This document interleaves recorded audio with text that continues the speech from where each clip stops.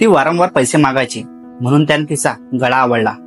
प्रेम होतं, पण शेवटी मात्र रक्तरंजित झालं. एका नाल्यात हातपाय बांधलेला मृतदेह सापडतो आणि उलगडते ते एक हृदयद्रावक कहाणी. जेव्हा प्रेम, अपेक्षा आणि लोभ माणसाला थेट खुनी बनवते. हे आहे दुर्गा आणि अनिलची कहाणी, जी प्रेमानं सुरू झाली पण खुनात संपली. नमस्कार मंडळी, मी दीपक इटनारे आणि तुम्ही पाहतात विदर्भ लाईव्ह. विदर्भ लाईव्ह चॅनलवर नवीन असाल तर सबस्क्राईब करायला विसरू नका. तर आपण आज पाहणार आहोत एक सत्य आणि हादरून टाकणारी घटना. ही घटना आहे अमरावती जिल्ह्यातील सिरसगाव कसबा परिसरातील. ब्राह्मणवाडा ते सिरसगाव कसबा रोडवरील बगाडे नाल्यात एक महिलेचा कुजलेला मृतदेह आढळला.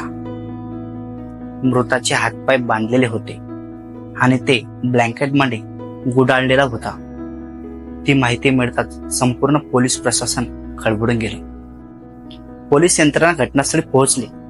तपास सुरू झाला आणि मृतदेहाची ओळख पटवण्याचं आव्हान पोलिसांसमोर मोठं उभं राहिलं. ओळख पटली.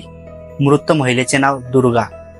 पोलिसांना माहिती मिळाली की ती महिला परतवाडा जवळील गळंगे गावातील दुर्गा विशाल श्रोती आहे. तिच्या भावाने खात्री केली की तिची बहीण, जी मागील 7 ते 8 दिवसापासून बेपत्ता आहे. प्रेम, वाद आणि खून काय आहे हे आपण जाणून घेऊया. पोलिसांनी पुढे चालू ठेवला तपास आणि धक्कादायक गोष्ट समोर आली. दुर्गाचे एका व्यक्तीसोबत प्रेम संबंध होते. त्याचं नाव अनिल झनकराम जांभेकर, वय 35 वर्ष, राहणार गळंगी, औरंगापूर तालुका अचलपूर. अनिलने कबुली दिली की त्याचे दुर्गासोबत प्रेम संबंध होते. मात्र दुर्गा वारंवार खर्चांसाठी पैसे मागायची, त्यामुळे त्यांच्यात वाद व्हायचा. 5 जुलैचा असाच एक वाद झाला आणि रागाच्या भरात अनिलने तिचा अक्षरशः गळा आवळून खून केला.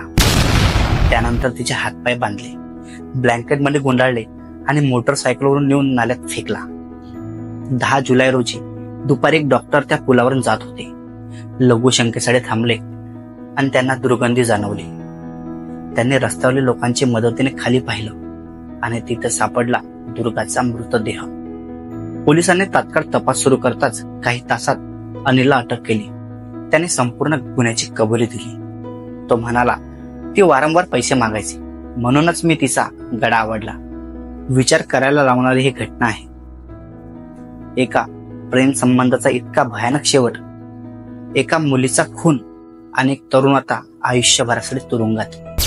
प्रेम, अपेक्षा आणि लोभ याचं टोक म्हणजे काय असतं हे या घटनेतून आपल्याला स्पष्ट दिसत आहे. मंडळी, अशा घटनांवर आपण चर्चा न करता आपल्या नातेवाईकांमध्ये संवाद, विश्वास आणि समजूत ठेवायला शिकायला हवं. तुम्हाला ही बातमी कशी वाटली खाली कमेंटमध्ये करून नक्की सांगा.